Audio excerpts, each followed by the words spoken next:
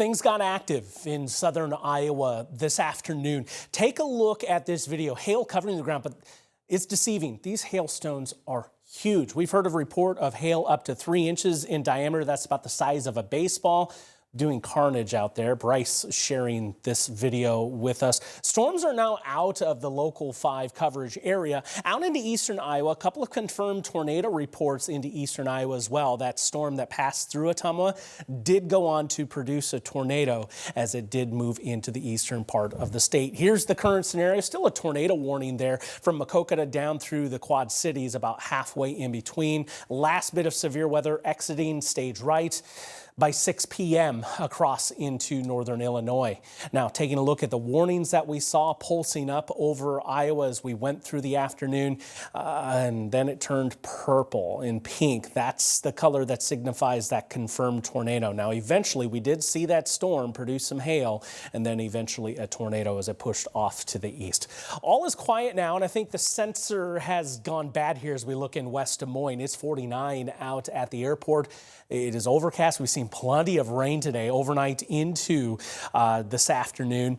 Already reports of 1 to 2 inches of rainfall. We could see an additional 1 to 2 inches of rain as we go into tomorrow. Another weather impact alert on our hand. Temperatures far cooler in the north and west, and that cold air slipping in. We'll be back into the 30s here overnight. Another little boost to the rain chances as we go into the afternoon. Building in, I'd say after 4 o'clock is where we're going to be watching a window of severe weather. Level 2 in yellow, level 3 in orange on that severe outlook, nudging up. Once again, southern and southeastern Iowa, I think, is going to be the focus for more discrete supercells and then forming more into a line as it pushes to the east and north and east. Threats there for tornadoes, wind and hail once again. Until that time frame, it's pretty quiet. We'll start to bring in some general activity late morning across northern Iowa. Then watch the low, the spin with the wind barbs there as that pulls into southern Iowa. We blossom up a few cells and then we form into a line as it pushes to the east. Kind of scattered in nature, but you see that activity lasts until later into the evening. Then we're back to being cool again heading into the weekend. All right, so looking at that energy building in across the south, this will give us a good indication of where I'm expecting the highest severe risk, especially as it pertains to something spinning up tornadic. That would be southern and southeastern Iowa. Once again, you see that tornado threat getting into that level 2. You see here sliding across the southeastern part of the state. We'll see some general rain first, but again, after 4 o'clock, I think we really start to run into that severe risk. Here's the threat levels I have on that activity. Medium to low here. I think we need some isolation for those storms once again to get that tornado threat really ramping up. Otherwise, wind and hail, that's a troublesome factor.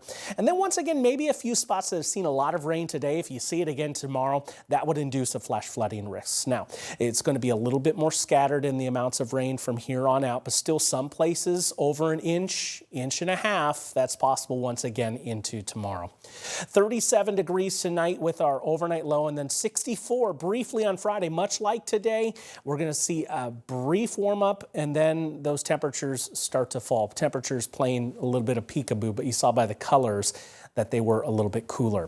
47 for Saturday, then we do start to warm things back up through Easter and actually beyond too. We'll bounce around a little bit to and fro, but we'll try to get a warm one in here on Wednesday before falling back down once again. A mix of 40s, 50s, 60s, even up to 70 degrees as we move through the next 10 days.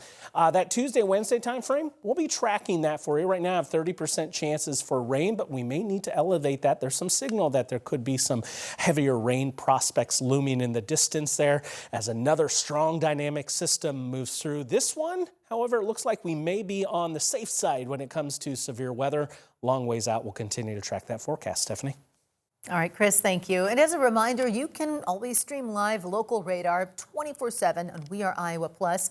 Watch the storms as they move in, check the forecast anytime, and stay ahead of the weather. All for free. Just scan this QR code to download the app and start streaming now.